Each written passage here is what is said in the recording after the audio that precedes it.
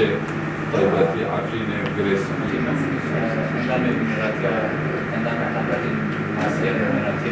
حركة الباكور كردستان هلوسته که راست کنه هي قابل أبي راسته بسرية راسته چپا پارتی و خستنی مساعدی ایرو باجار سلیمانی پارتی دموکراتی کردستان باکور پارتی آزادی کردستان پاک پارتی سوسیالیست کردستان پسکه و رخستن تفگر دموکرات حرکت آزادی و وکی پر کرد من نریتی آواجی کرد و زیارت و پیانه که کر سر دم جاره اساسیه ام آخوی ما برینو هنج دزانی کو مزیارت انا کسی جی کربی ما همام مجار ورا جی گفتگو کرد یا یکم اوه کو دولت ترک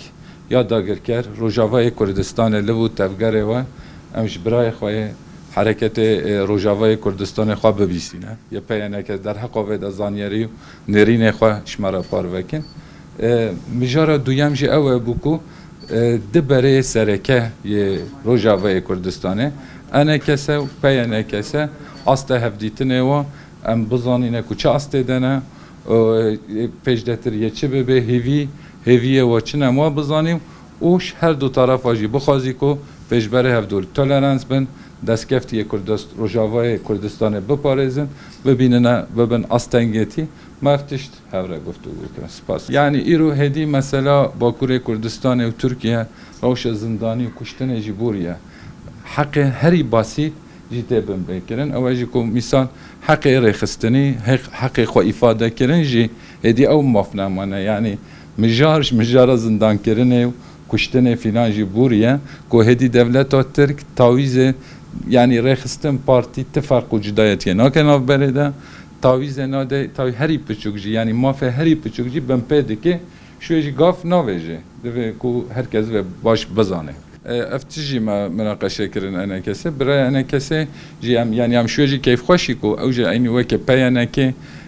همان تشت انين زمان حاضرن كو تعویض بدن بجبر چون تشته وسام هم هر اخوی ما بو واجی گو و تعویض بدن اوجی دخوازنه کو اف دیتن اف دانستاندن سری لبه پیمانه که ماینده در که و نوا حاله جبو ستاتویه که نو روجاوای کردستانه مجارا دویجی و پرسکری او بخواجی دولت ترک وکه دجمن نشان دادن اوجی گلک عاجزن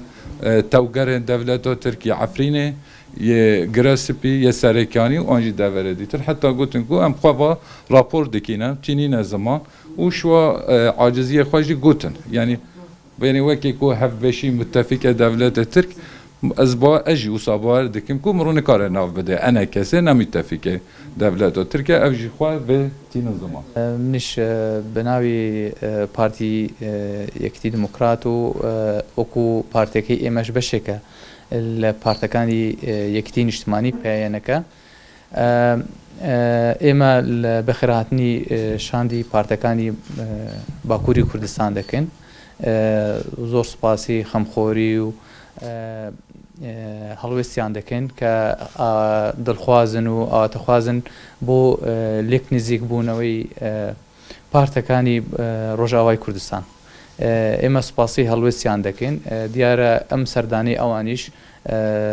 بو دربرینی پشگیریه و بو دربرینی هلوستی پشتوانی خویان بو ام پروسه لیک نزیک بونەوە و یەکگرتنەوەی پارتەکانی ڕۆژاوای کوردستان ڕێخستنەکانی ڕۆژاوی کوردستان